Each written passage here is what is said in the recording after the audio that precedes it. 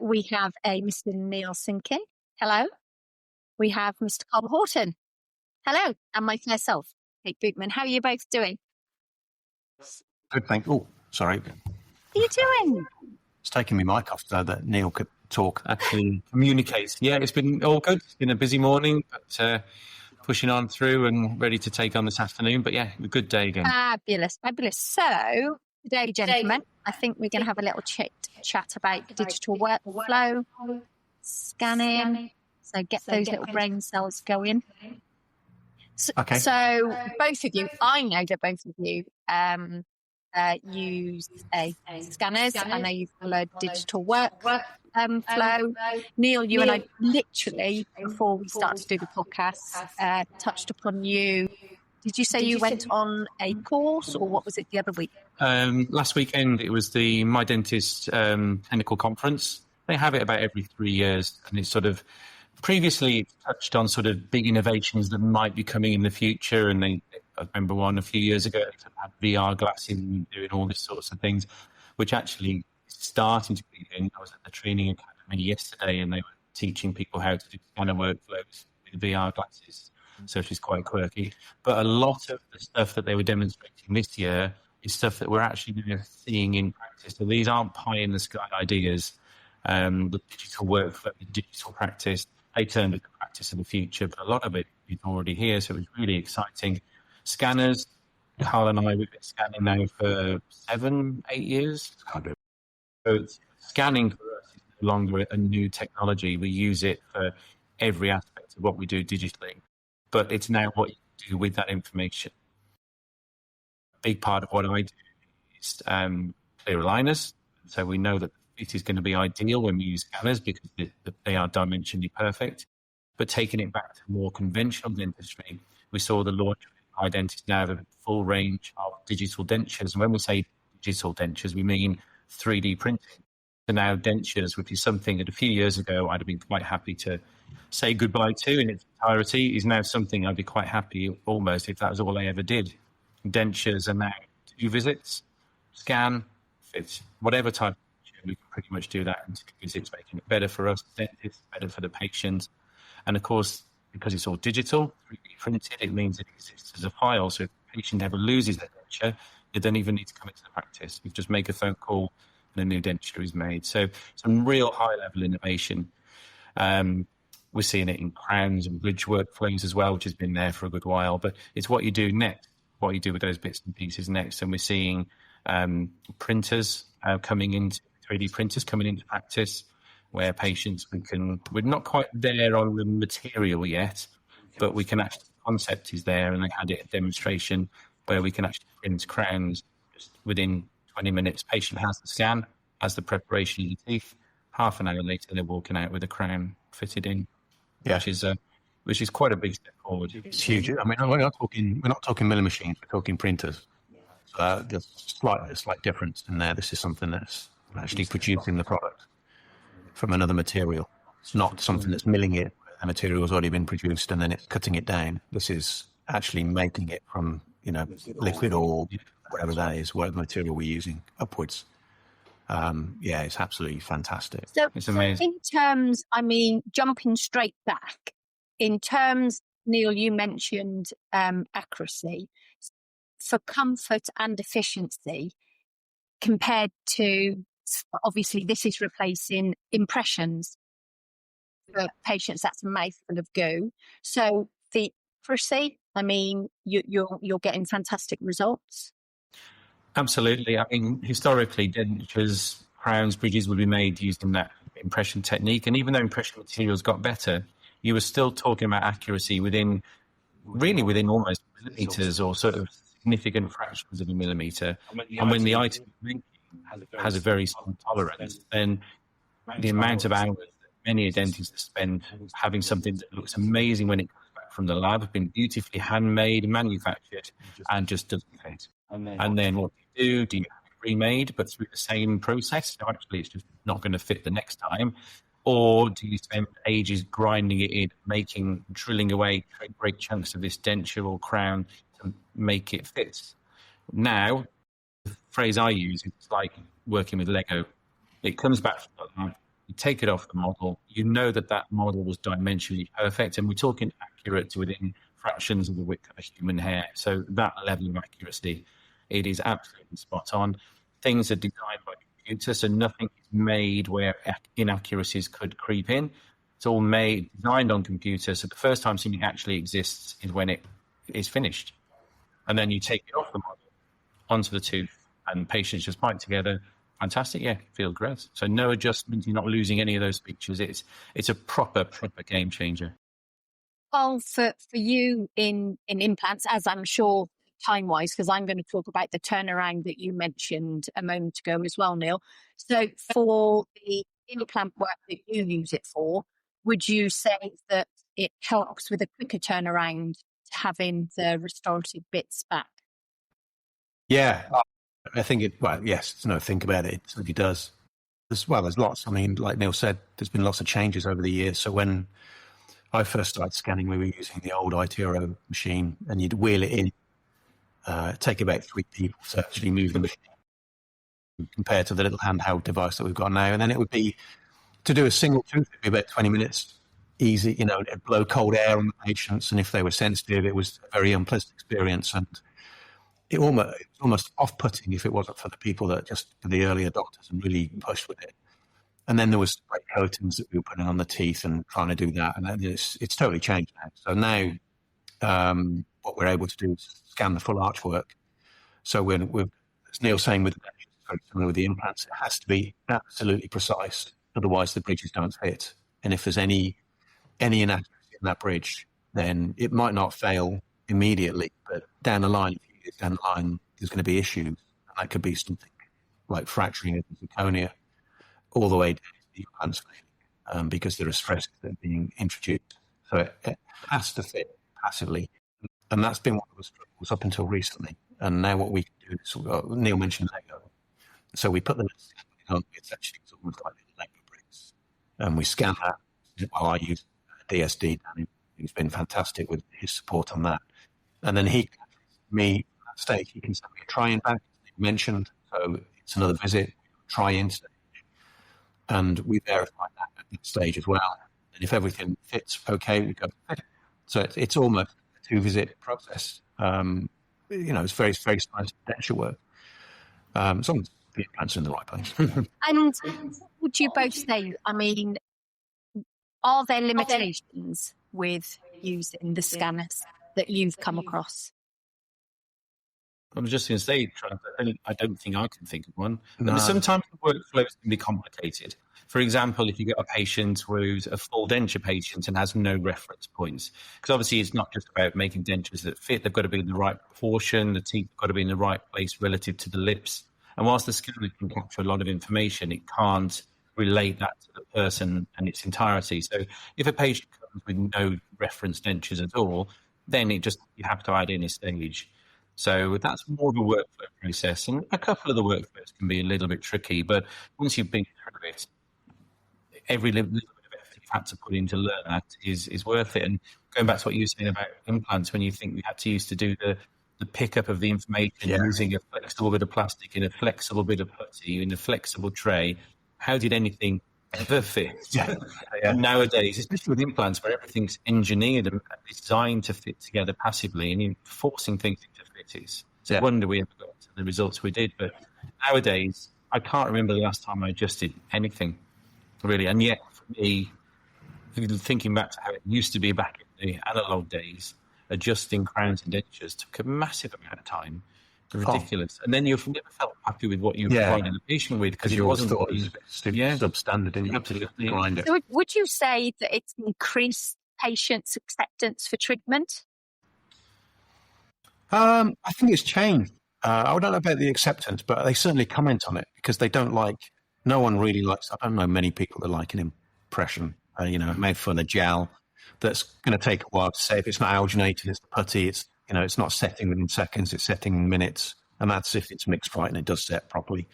And, that's not a pleasant feeling because you can't take it out. I mean, some people have had conversations with me with the made full of it's quite impressive. But it's not a pleasant experience. And to go from that for the scanner, if they're struggling with the scanner, which some of them do a little bit, you can just take that out, so they can immediately recompose themselves. So I think patient acceptance or patient tolerance is certainly better. And I think showing them the scan immediately when you've done the scans, I think a lot of them can see their own teeth or gums, and they can see what's happening. And I think that's very different. Looking at an impression doesn't really mean much to most people. I think it's giving patients a real insight. As Carl says, when you show them their scan, everyone goes, "Oh my God, it's horrible." But actually, then, but can we do something about this? Can we do something about this? The patient engagement process is fabulous. I mean, we scan every new patient here, which is a useful reference to have. It's a great starting point for a conversation, a great thing to have to look back at in the future. Regarding lab work, does it improve acceptance? I think, like I say, the second time, yes. And if you've got patients who struggle, who gag a little bit, you say, well, actually, this is still going to be a bit of a struggle, but it's not stuck in your mouth. We can get this in, we can scan, we can take it out. And I've had patients who avoided treatment before because they knew they were going to struggle with depression, who have said, well, let's give it a try, and they've managed really, really well. Yeah. It's a good plan for that. We had a case last week, actually, where a colleague asked to scan a young lad who had a really severe gag reflex. Real sad story. I can't remember the reason. On to his front teeth, and they treated calcium hydroxide, and it's failing. He's failing, but he's really young. So I think he was 12 or 13, and they're going to need extracting because the infection just isn't getting resolved. And they tried to take impressions, and he just couldn't tolerate the impressions at all. And he's a lovely chap. So they asked if we could scan him, and we were able to do the scan, and then they're going to either produce a denture or some kind of retainer for him to wear, like an Essex, and do something for him. But for him... So it was wonderful, didn't he? Yeah, he was like, oh, that's great, that is. And it was just, he wouldn't have been able to have that procedure without retching and throwing up. It would have been a really difficult to get him from A to B, traumatic. This totally changed it for him. Totally different experience. It's still going to be traumatic because he's going to have to teeth out, but he's going to have a solution at the end of it. With the scanners, though, I mean, you said it both of you at the start of us chatting that you've been scanning for quite a few years, but I bet you can remember the first few times you used that scanner. Now, the hints and tips that I hear you sharing with your nursing team, because obviously, your nurses can scan. The hints and tips that you share with them, they're invaluable. So for any new clinician or new nurse wanting to scan, I think basically you just got to pick it up and use it. Dentistry is not a theoretical subject. There's no theory to learn about how the scanners work, about what they do, about what they achieve. Dentistry is a very practical, hands-on subject. The way to find it out is to pick it up and have a go. The way we rate these hints and tips to people is because we've done thousands of scans over many years. And we saw it with one nurse. She really wanted to have a go. Struggling, but was getting there. Some of the scanners they used to have a limit on the number of photos you could take or images you could take, and she was hitting the limit every time. And then just one day, just slightly changed something, and straight away it just clicked. Practice makes perfect, as it does with anything that's a practical thing. But yeah, don't be scared of them. The way they change things, the way they've changed dentistry for me. If I had a day of work that required the scanner and the scanner wasn't available, it doesn't sound facetious to say I'd cancel the day. I would do that because I know that going back to impressions would produce work of inferior quality. So it'd be for the better for the patient. I cancelled the day and came back in when the scanner was available. So just because of the quality of the work that we can produce. And the speed of the scan as well. So, I mean, the original scan takes about 20 plus minutes. So that, taking an impression was, I'm going to take an impression. It's going to take 3 minutes to set. If it's silicon, maybe a little bit longer. And now you can scan less than a minute. And, that just beats any type of, even if you're LJ still, it's still going to beat. And you can redo it if you miss bits. Yeah, I think tips, like Neil said, I think it is a learning curve. It's difficult to actually say without having, it's something that is, you have to have it in your hand and kind of talk through it. But it's things like making sure your scan buddy is fully seated and making sure that you're attracting with the scanner. It's a very comfortable thing. I think that what I see sometimes is just a bit of hesitation to use the scanner as a retractor, because it's a different instrument that they might not be used to using, and getting the orientation right. So, the scanner head or the mirror or whatever sensor it's using, if you put it in the wrong orientation, sometimes it doesn't want to pick up what you're aiming at. Although they're changing that a little bit as well now. So, for instance, the new upgraded Trios software will, as you're scanning, it'll actually zoom in on the area that you're scanning. So it magnifies it, and it's almost like artificial intelligence. It kind of understands what you're trying to scan. So it hovers around and it tells you where to go back to and stuff. It's incredible. Use eventually our software. They had that on demonstration at the conference, and those two. It's a little bit seasick. Yeah. It was. It will measure the teeth for how dirty they can see the plaque. It can see all sorts of other different things. It can measure recession, and most importantly, it's not quite there. But what they're working towards, as there's 3 cameras, there's 3 white cameras in the scanner that measure in 3D. There's also an infrared scanner and an ultraviolet scanner in there, which they're putting in. The new one now, X-rays, but because of the way the light works, it can visualize between the teeth. So it's on a point where within the next couple of versions of the software, it will do away with X-rays.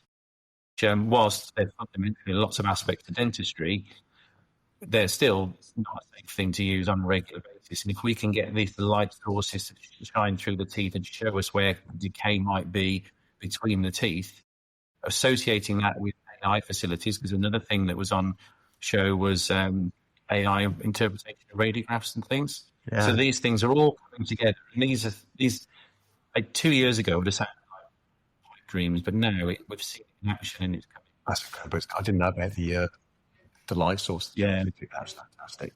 So to almost round this up, gentlemen, my question to you would be: if you were to design the next scanner, what features would it have? Well, I like the Trios as it is. I would make the tip a little smaller if they can manage that, just so it's a little bit more accessible for a few people, because it can be a little bit bulky. No, I mean, in relative terms. So yeah, just a slightly smaller tip. I think the wireless is the way to go. The balance on we're using the Trios 5. I know there's a Trios 6 out.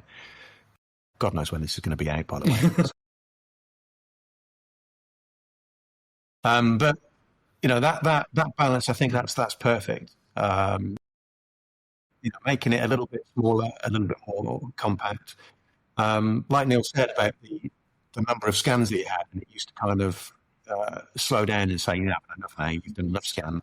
That's it," and it wouldn't scan any further. That's changed. So again, you're pretty much unlimited in how you scan. It rewrites over the scan that doesn't like. I think.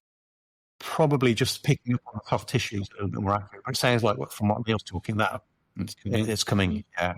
I think the great thing with a lot of companies now, and there are, a few years ago, there was 1 or 2 scanner companies. There's now a myriad of companies out there. So there is a convergent evolution.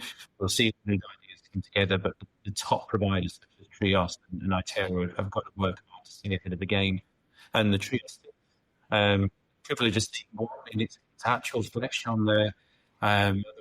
There was 2 in the country and they were both there, so I felt very honoured. Nice. But seeing the software work, and I think the scanners themselves, you look across a range of scanners that are available and they are all very similar. It feels like the scanner handpiece has achieved what it's always going to be. A slightly smaller head to get into the corners would be a good idea, but the innovation is going to be in the software.